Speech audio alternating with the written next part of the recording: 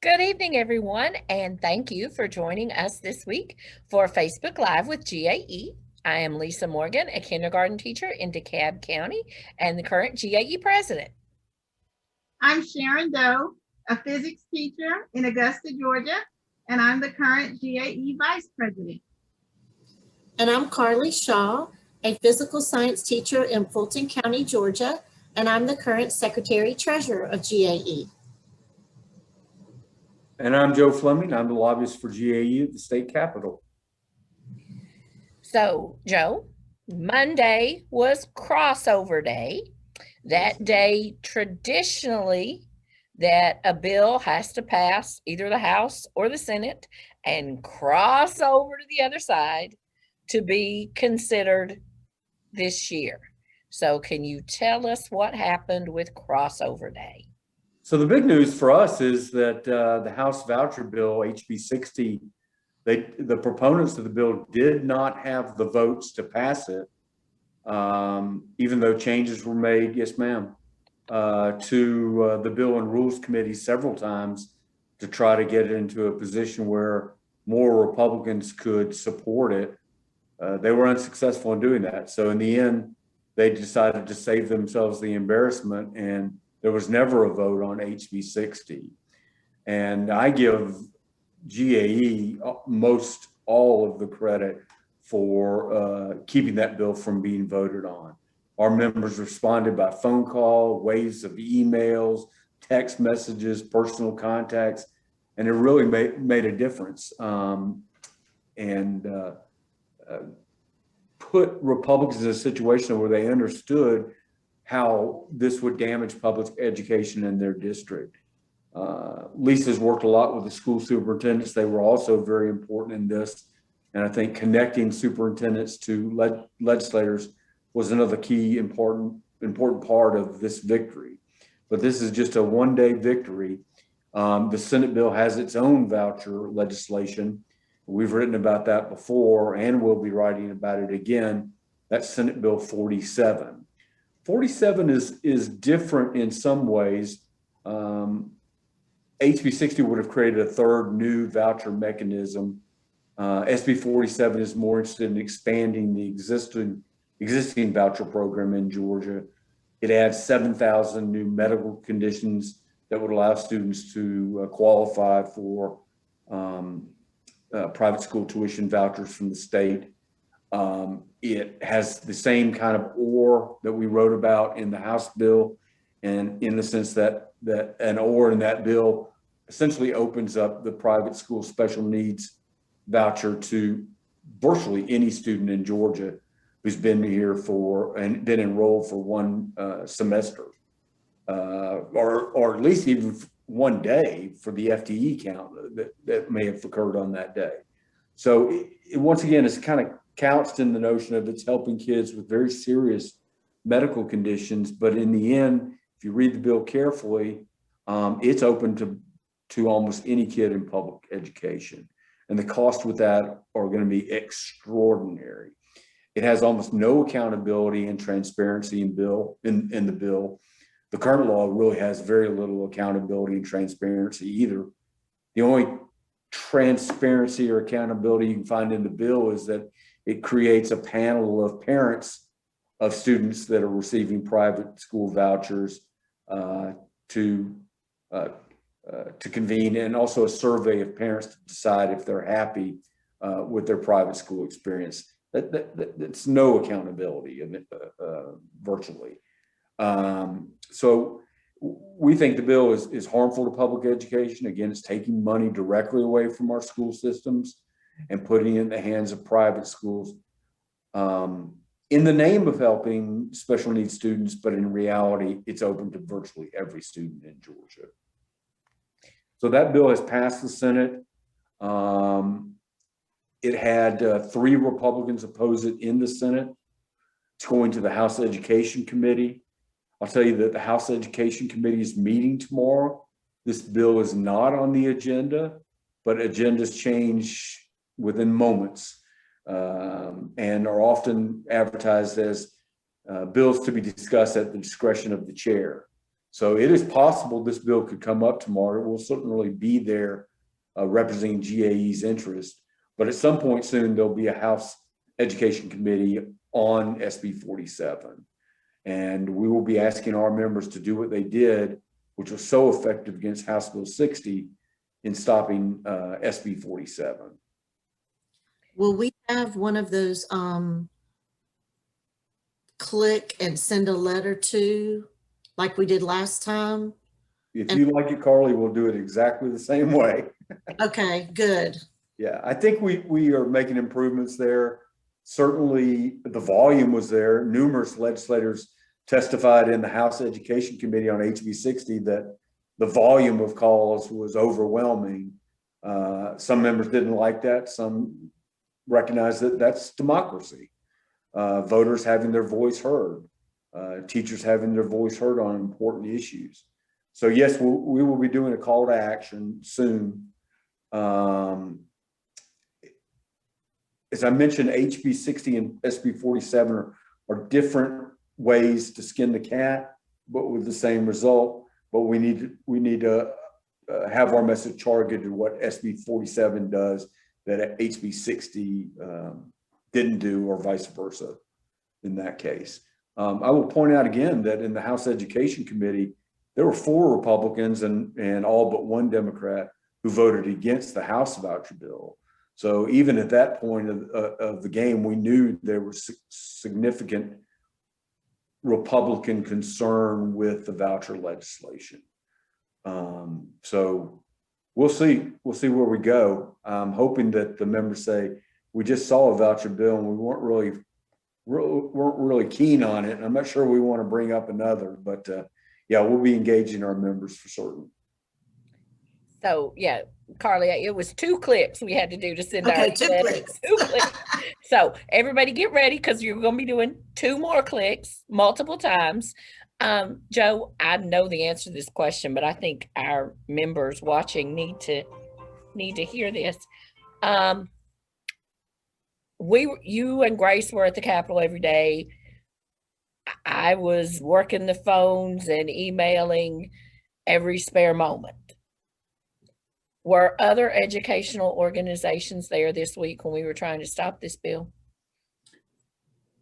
Not that I saw. There were a few, but not many.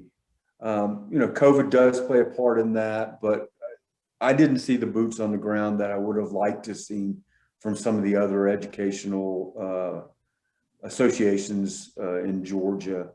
I'm not saying they didn't do their part behind the scenes. I really don't know what they did, but we didn't see them for much of the week.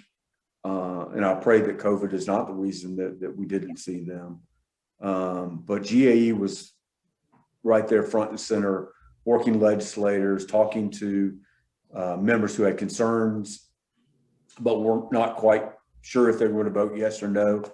And I'm told, crossover day was Monday. I'm told that over the weekend, the number of Republicans that had concerns with HB 60 actually grew.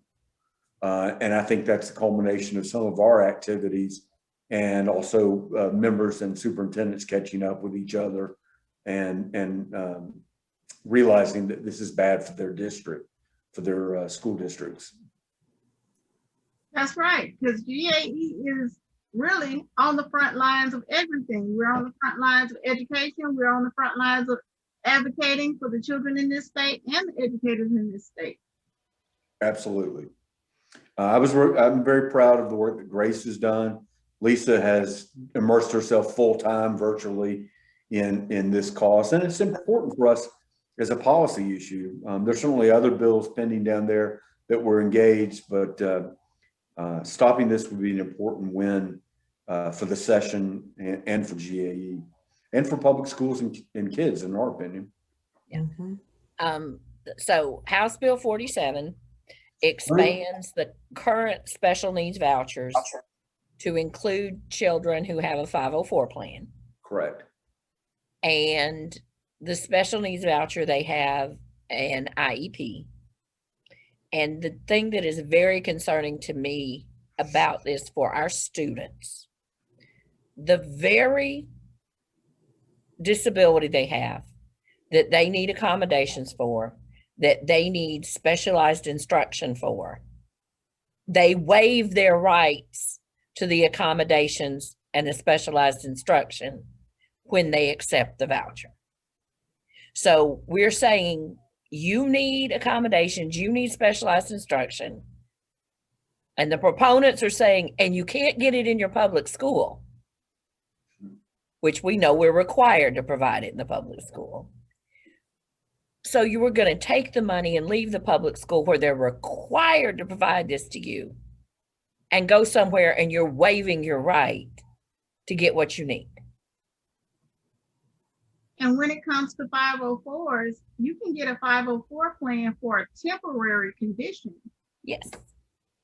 That's a great point, Sharon. And so a kid can qualify as early as kindergarten, I believe, for these vouchers.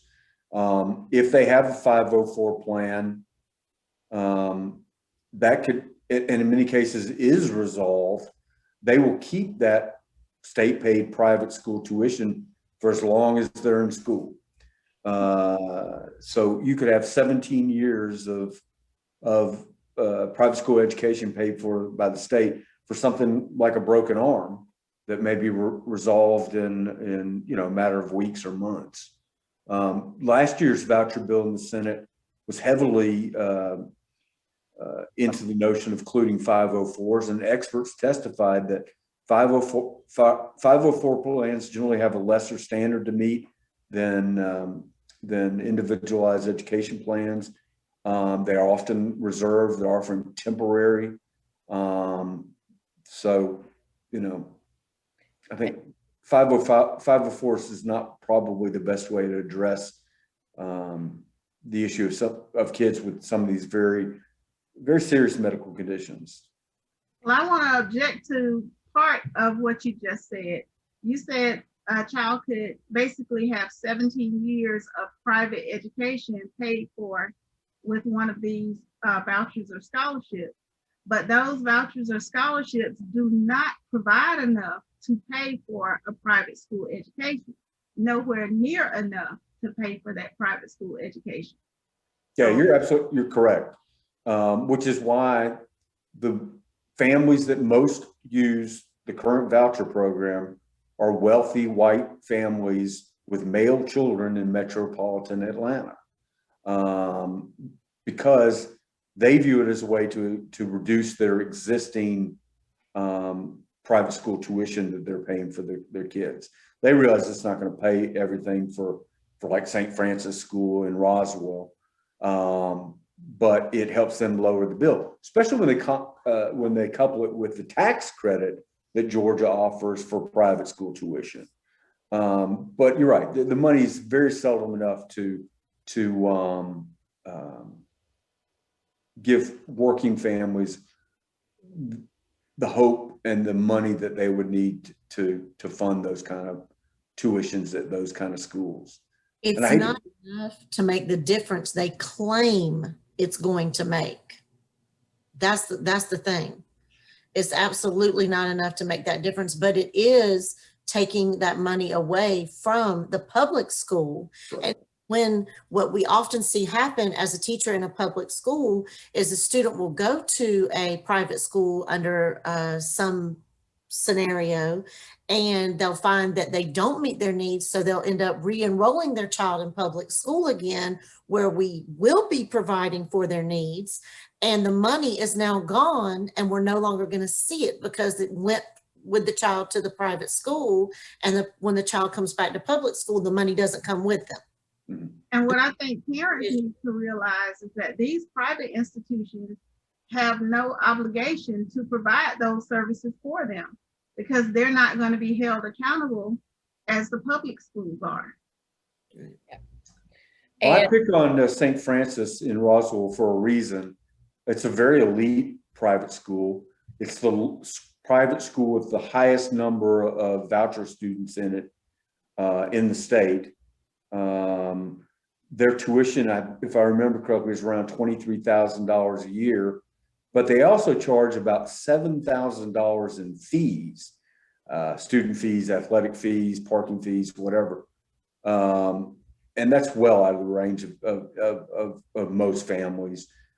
Yet they're the largest recipient and beneficiary of private school vouchers in the state.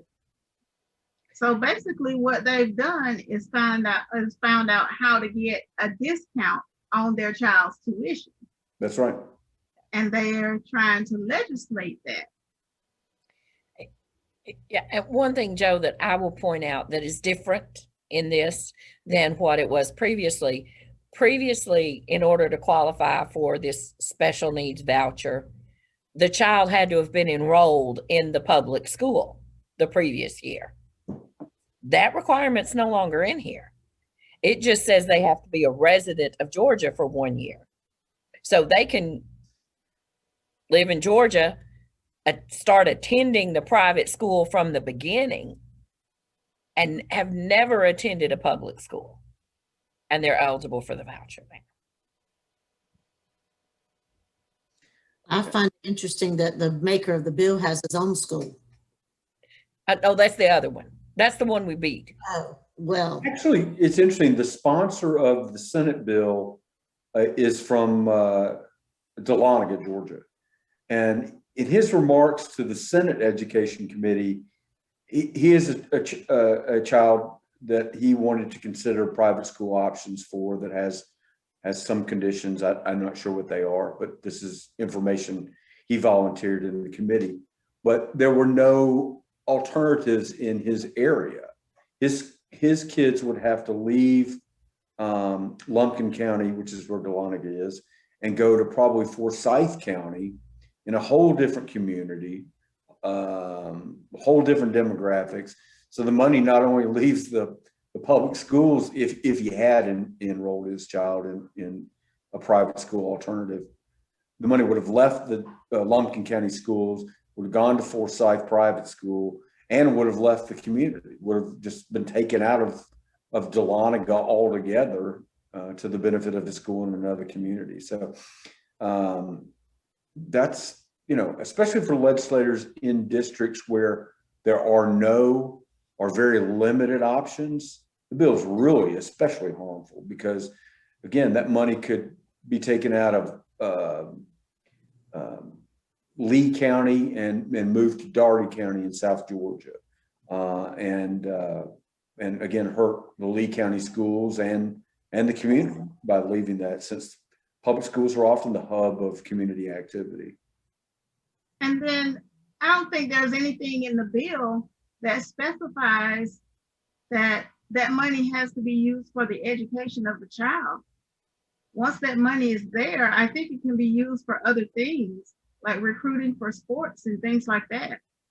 Well, it definitely can be used for things like field trips, which for my children in public school, we had to pay for. It can be used for uniforms. It can be used for very broadly defined computer technology. Doesn't really specify what that is. I suppose you can go out and buy a real first-class computer for your kid using state taxpayer dollars. It's just a shame that there are kids who are suffering some of these conditions like cancer and others, and they're being used to promulgate private school education. I find that really kind of sad. I do want to mention one other voucher bill that did not pass on crossover day. So there's actually two.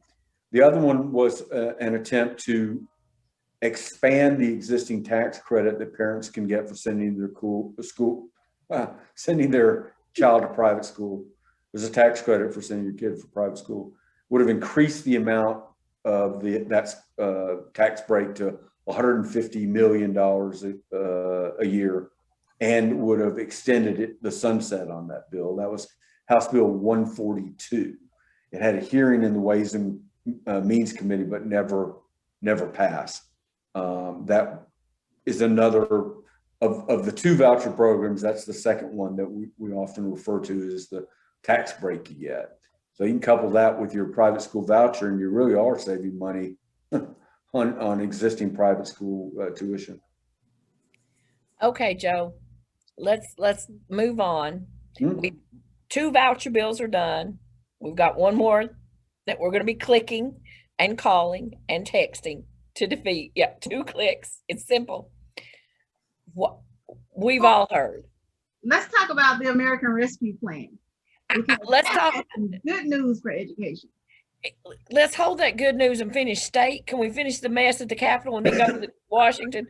Joe, I wanted you to tell us about the, it seems like everybody's focused on elections and voting at the Capitol Yeah. and those bills. So there are many bills. I think there's probably up to 60 or 70 different pieces of legislation that have been offered affecting elections and voting. The 2 main ones I think to focus in on are Senate Bill 241 and House Bill 531. These are what you would call kind of omnibus voting bills in the sense that they touch on a variety of things, from ballot boxes, drop boxes, to absentee voting, to absentee ballot applications, et cetera, et cetera. So I think these are the 2 main bills that are in play. They do different things right now. It will be interesting to watch during the legislative process how they try to come together on one. But for example, the Senate passed legislation this week that would eliminate no excuse absentee voting. I think prior to the mid 2000s, you had to have a legitimate excuse for voting absentee. You'd be out of town, you had a doctor's excuse, whatever. Then in the mid 2000s, the Republicans changed the law so that you no longer needed an excuse to vote absentee, and it became kind of convenience driven. And I think it's served the state and voters very well. I imagine as many Republicans as Democrats use absentee voting because it's more convenient for them. But this bill would return it to a time when it was restricted based on whether you had a legitimate excuse and had to vote absentee, essentially. That language is not in the House bill, but language that you'll find in both bills include things like photo identification in the Senate bill for an absentee ballot application, which is not in the House bill, but the House requires on the envelope for an absentee ballot application certain identifying numbers like a driver's license number or other things like that, which frankly I'm concerned is a privacy issue as much as it is anything. But there are a number of provisions in both bills that fall in the category of voter suppression. And there are a few good things in some of these bills too. One of them redirects resources to a precinct where there are waits of more than an hour. Redirects resources like voting equipment, staff, things of that nature. And I think that's needed when we see lines of 3 hours or more.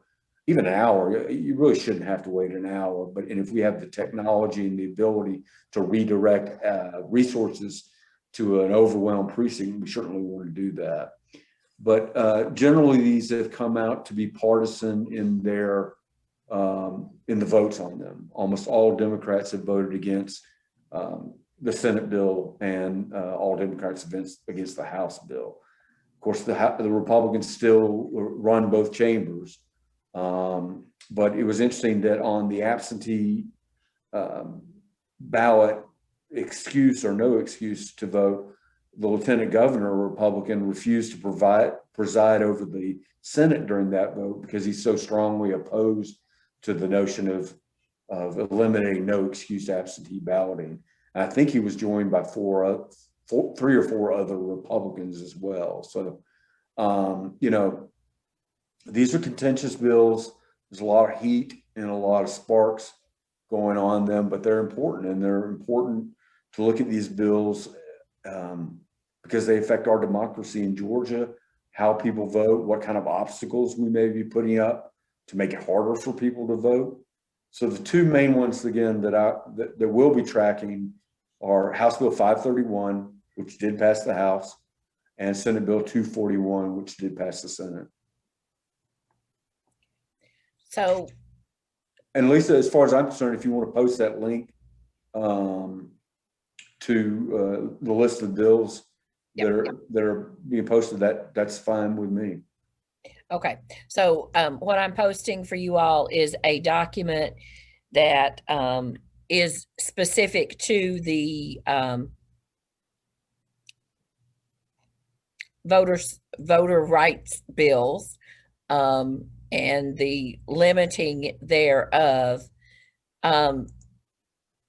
So we had a lot of voters, I was one of them, who voted by mail for the first time this year because I didn't go anywhere during when we started staying home for COVID. So we really need everyone to pay attention to what those were. You know, I think about older people and how hard it would be for some of them to vote if they were not voting absentee. So that's definitely something we need to pay attention to, because it's not our new Red for Ed logo. We say at the bottom, it's not the R, it's not the D, it's about the E.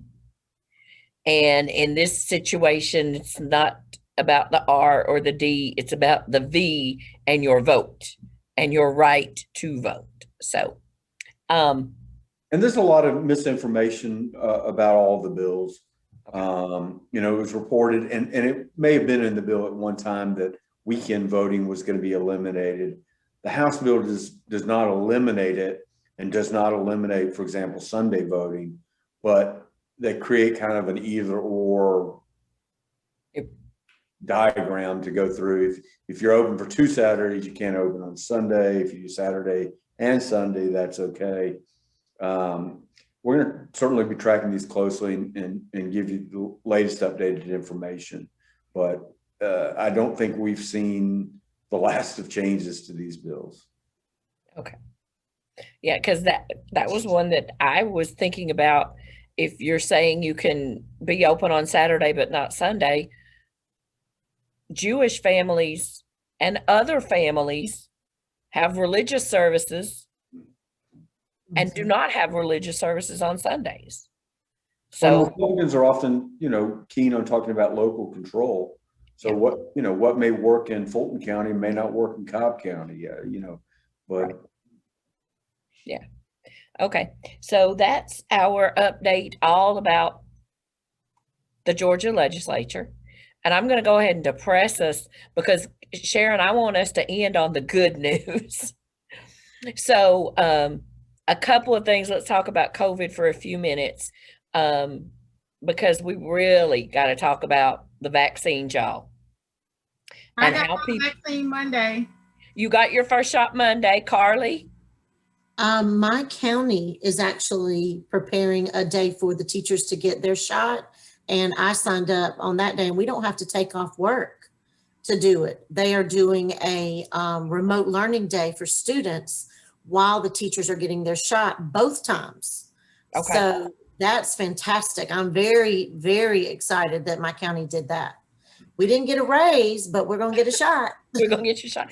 And I know a lot of the counties are doing that. And I know if you signed up, Governor Kemp said last week, GAE did participate with the state superintendent and local superintendents talking about those plans. And he said that the metro area educators will get Pfizer or Moderna. And because in the metro area, we have the capacity to store them really cold. And that in outside the metro area, those school systems are going to receive the Johnson & Johnson. So they'll only have one shot. And I know everybody's excited, got our appointments, we're going to get our shots. But y'all, you still got to wear your mask. You still got to social distance. You still got to wash your hands. You still got to have the ventilation, and you still got to stay home when you're sick. I saw somebody saying, oh, great, I've got my first shot. I'll get my second shot, and then I can have all my kids back in the classroom. No, you can't. Our students will not be vaccinated. They will be the last ones vaccinated. So yes, we're thrilled educators are getting vaccinated, but we still are going to have smaller class sizes and social distance. Everything we're doing right now, we're going to have to continue doing, because our children, our students are not going to be vaccinated yet. The vaccines aren't even approved for children. So yes, we're all excited, but don't go overboard. And I said all that because as of today, y'all ready for these horrible numbers? We have 92,719 cases in children in Georgia since we started. I remember when we were about to hit 100,000 cases total, and we were all horrified that 100,000 Georgians had been sick. We're about to hit 100,000 of our children. Yeah. And the other thing, that the reason it is still very concerning to me, the month of March, we're just starting March, we're averaging 192 cases a day. Now that's a whole lot better in January when we were averaging 715. But in the total cases in Georgia, we're down to around 1,200 a day. That's where we were in October before the spike started. And then the cases in children was 150. So while in the total population, the cases have gone down, we're not there yet with children. So we continue to have to worry about our students. And even once we're vaccinated, we're still going to have to be careful with our students. And we're still going to have to wear a mask, and we're still going to social distance. All those other things we've been saying you need to do, we have to continue. We really do. So, Carly, you said your system is going to do virtual learning days when you all are getting your shot, you're being vaccinated. I know some of the other counties are doing that as well. Cherokee is one that was on the call that was talking about that.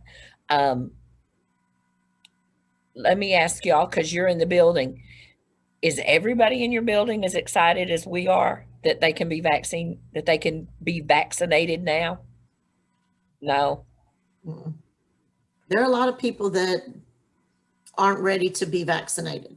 Okay. And, there's still concerns, and they're just not comfortable yet with being vaccinated. And then on the flip side to that, there were a lot of teachers that already drove to Alabama, Tennessee, and got theirs before Georgia opened up the opportunity. So, there are people on both sides of the fence. Sharon, what about your school? We have a small faculty, so we're pretty happy about the vaccine. And a lot of us have already gotten vaccines because they're caregivers. Okay. They take care of their parents and things like that. And we have one teacher on our faculty who has a child with a fragile condition. So a lot of us have already gotten the vaccine, the first dose anyway. And I just saw that the governor has announced that age 55 and older are eligible starting next week. Yay, Joe. And even if you're younger than 55, if you have a pre-existing condition, you are now eligible. So we will have more Georgians. So I'm saying that to say, if you are an educator and your system has not already said you're going to be getting your vaccination there, go to myvaccinegeorgia.com and register and sign up ASAP, because the appointments are going to be filling up. Because there's a whole nother group, and we know over 55 and those with pre-existing conditions is going to be a huge group of people who everybody will be trying to get the vaccine. So now let's get to Sharon's exciting news. And I've got a whole great big thing here. The American Rescue Plan passed the House in Congress today. Yay! And President Biden will be signing it soon. It is the single largest investment ever in public education in this bill. And it is believed that it will cut poverty for children under 18 by nearly 50% with the expansion of the child tax credit. That's a blessing. Yes, yes. Much needed, much needed. Yes. And it also includes money specifically for E-rate for internet access and devices for our students who do not have that. And we know we've talked a lot about our South Georgia rural areas and our North Georgia mountain areas where we don't have access for our students. So it's in there. I posted on my on the Facebook, on the GAE President's page, the graphic from NEA showing how much we think Georgia public and higher ed, K-12 and higher education will get from this bill. And it was over $5.5 billion. Yeah, that's good news. But before we go all like those legislators, Joe, don't tell them that number, because they're saying we're overfunded. So don't tell them. 90% of the money that is coming to K-12 public schools must go to the local districts, and it is to be allocated based on Title I funding. So our Title I schools will get more. 20% of the locals funding must be earmarked for disrupted learning and to help our children close some of those experiences that they missed due to the disruption of the pandemic. Including after-school programs and summer enrichment programs. There's emergency assistance to non-public schools. Boo. And there is grants for institutions of higher learning, including HBCUs, tribal colleges and universities, and minority serving institutions. So it has a lot of things for public schools. It's got a lot of things for college, and the money for our public colleges and universities, they have to reserve 50% of that for emergency financial aid for students. Okay. So I'm looking, because they sent us a whole lot of stuff that the funds can be used for. They can be used for low-income students with disabilities, English language learners, students experiencing homeless, and youth in foster care. training and professional development on sanitizing and minimizing the spread of infectious disease, purchasing education and technology. Here's one that I think they need to use some of this money for. Providing services to support student mental health. Yes. Yes. Yes. Absolutely. School facility repairs and improvements to reduce transmission and exposure to environmental health hazards. Inspection, testing, maintenance, and repair to improve indoor air quality. Mm. Public health protocols in line with CDC guidance. And other activities necessary to open and maintain services, including continued employment of existing staff. So they can use this to eliminate that F word that we hate so much, furloughs. Then, Oh, is that the word? Okay. yeah, furlough. That's the F word. Yeah. When I say, yeah, that's the word. Because, you know, we had some school systems that had those this year. Yes. Yeah. Okay. Includes a provision to make any student loan forgiveness passed between December 31st, 2020 and January 2nd, 2026 tax-free. Ooh. Yeah, That's that's good. interesting. Yep. $7 billion in emergency funds to the E-rate to help schools ensure all K-12 students have an internet connection or a device adequate for distance learning. Ooh. Yeah, I like that one for our students. And we all know it does have the $1,400 payments to eligible individuals earning up to $75,000 a year, and couples with incomes up to $150,000.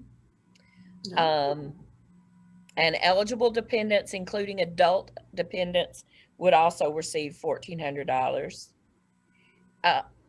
People receiving Social Security, SSI, Veterans Administration, and Railroad retiree benefits would receive this payment.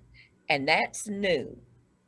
Ooh. Because in the previous stimulus payments, I know family members who were on Social Security did not receive a check.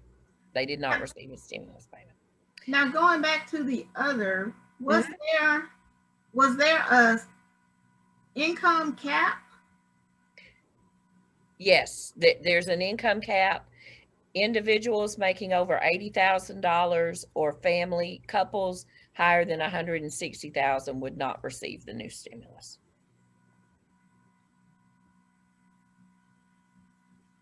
Yeah. You gonna make that, Sharon? I don't think we're gonna get this one. Yeah, Sharon's right. There may be some educators who do not get this one, particularly those that are on that have a T7 with their doctorate. No, because of who I'm married to. Oh, that was your Well, I know that if you have a specialist or a doctorate in some of our metro schools, we do have teachers that would make more than 80,000. So they would not get that. But yeah, it's there. It also has healthcare, increased funding to help families afford healthcare. And yeah, individuals with incomes up to 400% of the federal poverty level, which is $51,000 for an individual, would qualify for subsidies, so they would not have to pay more than 8.5% of their income for healthcare. So, yes, increased funding to CDC to improve the distribution and administer the vaccines.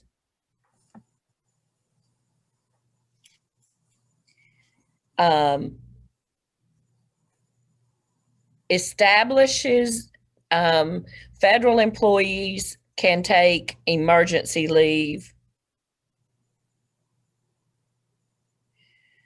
Tax credits to employers, including state and local governments, which makes educators that offer paid leave to their employees would be extended to September 30th.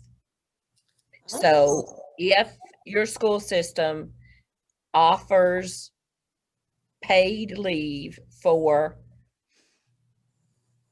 COVID-19, as many as they did under FFRCA, they will get a tax credit. So hopefully we will get some more school systems that will again offer that leave. So if you do have to quarantine, you will not be using your sick leave. And it also extends the extra unemployment insurance, which I know is important because I think we do have families of our children, our students who need that. It extends the boost to SNAP benefits and extends the pandemic EBT program benefits to school age and young children for the summer. That's a good thing. Yes, that's a good thing for our children, that they are getting the nutrition they need. And there's 20 million in fair housing assistance to organizations to help renters, homeowners, and housing providers, so our children are not being evicted and they become homeless. So lots of good things in here for educators and our students. So we are so excited that this did pass Congress today, and both of our new senators that we worked so hard to elect, Senator Warnock and Senator Ossoff, did vote for this. And then in the House, all of our Georgia Democratic representatives voted for this bill that will help our students, our educators, and our families. So that's our good news today. And I wanted to share that with everyone. It literally, this analysis of what all we are getting literally came this afternoon. So I'm excited. I think about my students that, you know,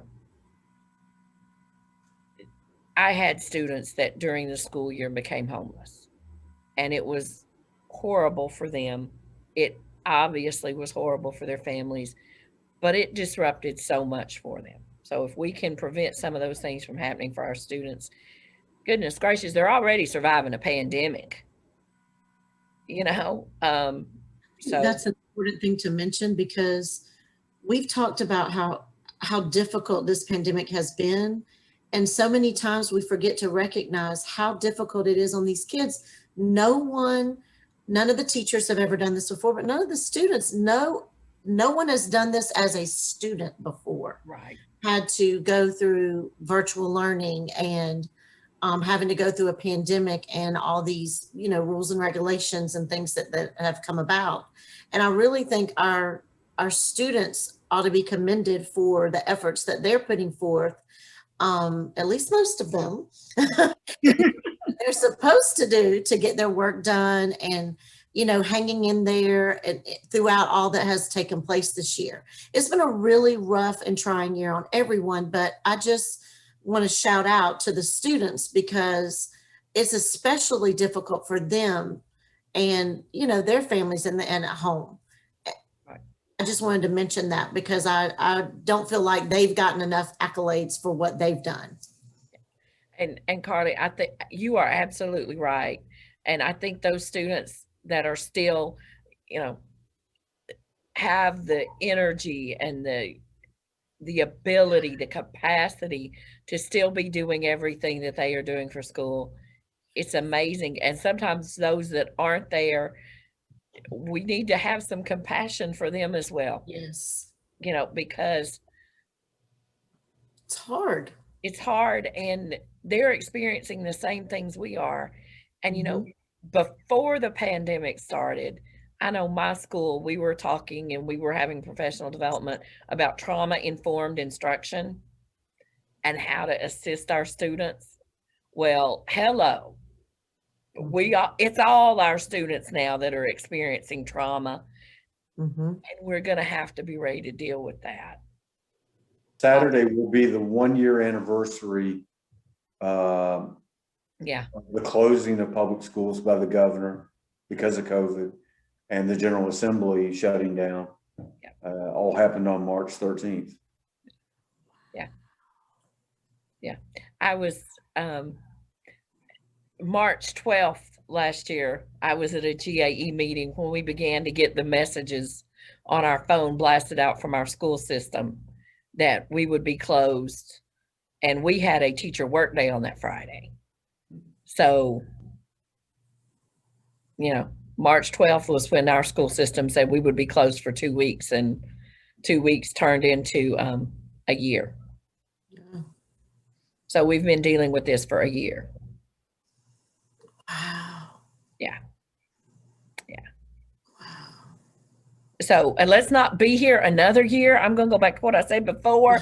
Even once you get your vaccine, wear your mask, social distance, wash your hands, stay home if you're sick, and increase the ventilation. Because, yeah, I think everybody's so excited that we're getting the vaccine, they think it's over. But if we do that, we can be just back like we were, Mhm.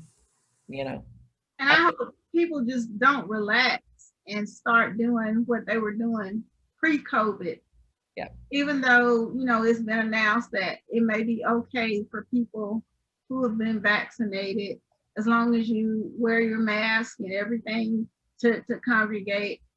No, because some people are going to forget, and they're going to go out without a mask, and they're going to want to meet up with some of their friends because their friends have been vaccinated. They've been vaccinated, but it's not okay. We're still in a pandemic. Yep. We are. And we really have to make sure that we don't lose more educators and more people because we let our guard down because we can be vaccinated. Yeah, that's it. Okay, so, but we're going to end on the good news because we have all this funding that's coming for our public schools. And we beat 2 out of the 3 voucher bills. Yay. Senate Bill 47, I want us to go back to that one for just a second, Joe, because we haven't had commercials tonight because I didn't have a lot of commercials for us to do. But our Rights at Night for March will be March 22nd. And that night we are going to be talking about federal issues. So we will be talking about 504 plans and IEPs and FMLA and all those things and how it relates to our students. So you can register. I just put the link in the comments. You can register for that one now. And we would love to have you join us a week from Tuesday when we are talking about all of those issues. So we've got an anniversary coming up, March 13th. Normally we celebrate anniversaries. I don't think anybody wants to celebrate this anniversary. But we do need to remember and think about how things have changed. And maybe we've got some good lessons that have come out of this. I feel like we're all going to hopefully be a little bit more understanding of other people around us. And hopefully we will think about others with our actions moving forward. So, Sharon, you have something to inspire us as we leave?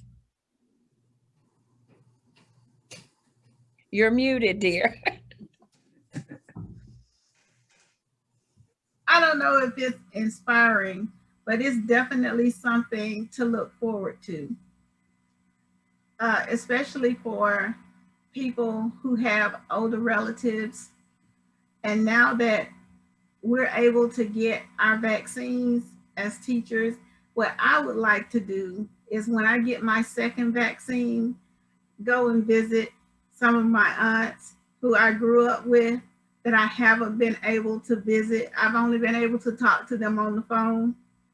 I'm not saying have a big family reunion or anything, but it'll be nice to be back with family again. 2 weeks after your second shot. I what get they're my telling second shot in April. So they're telling us 2 weeks after. Carly, what are you looking forward to? Well, I was just thinking of words of wisdom is be kind always. Just remember, you never know what someone else is going through. And, you know, wear your mask for not only your protection, but out of respect for others. Yeah. Joe, we've got 12 more days of the legislative session. Less than that. We got, well, eight legislative days left. So, 8 legislative days left. yeah. Today was 32.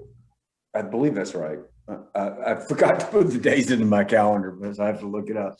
But yeah, there's not much time left, but a lot that could still happen. And there's other bills, as I mentioned before. We've got a retirement bill, which is favorable. It locks, it prevents TRs from investing any more in private investments than they already can. That's a good bill. We lost a couple too. The DACA bill that would allow for in-state or near in-state tuition for Dreamers did not pass.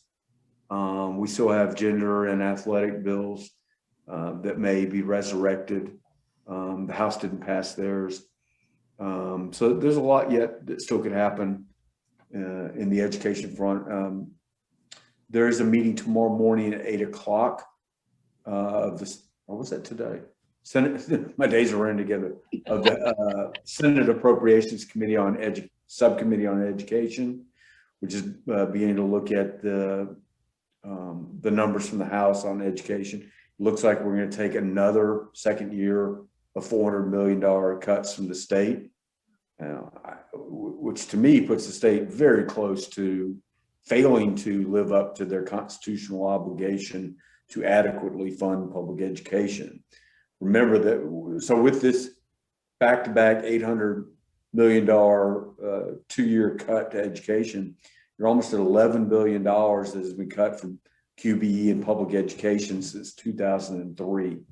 Of course, you know, as Lisa mentioned, the hearings are full of testimony about how rich we are now because of COVID funding and overfunded and Stop the misinformation, please. Yeah. well, a lot of the COVID money that has come down has to be spent on COVID-related expenses, not Exactly. new programs. And it's certainly helped. There's no doubt about it. And we're grateful and welcoming more. But the state still has its obligation to fund, quote, an adequate free education for all children in Georgia.